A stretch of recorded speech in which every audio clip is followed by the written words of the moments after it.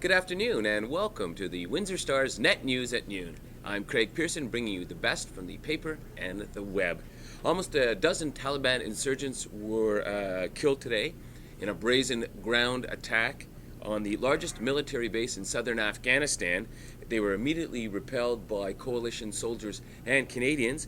8 to 10 insurgents were killed in the failed attack that officials called amateurish. A 22-year-old University of Windsor student is being remembered today as the person family and friends would turn to for advice. A service was held Monday at Windsor Mosque for Muniba Ihsan. She had gone swimming last Friday in the water off Sandpoint Beach when she disappeared. The OPP are cracking down on irresponsible drivers following a disturbing increase in fatalities over last year. The force is specifically targeting what it calls the big three risk factors. That is aggressive driving, failing to use seatbelts, and impaired driving. In July alone, 46 people died on the road compared to just 28 last year.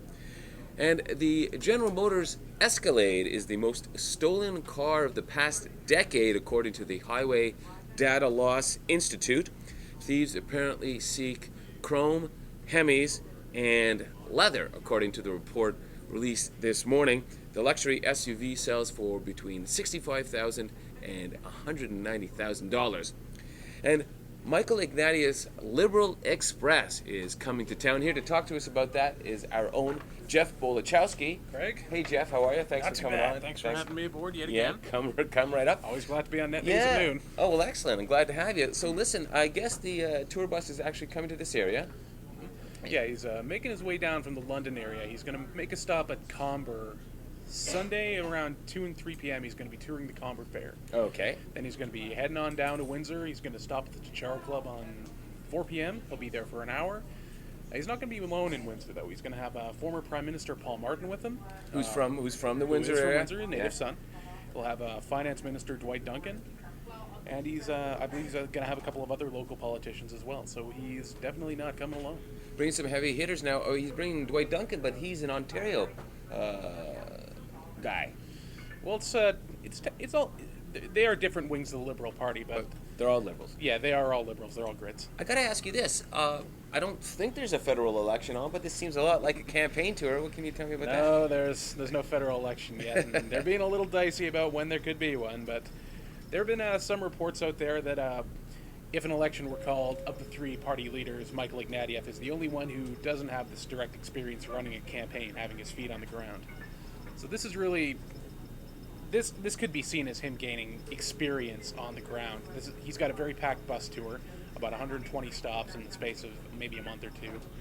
So Wow. He's really making his rounds.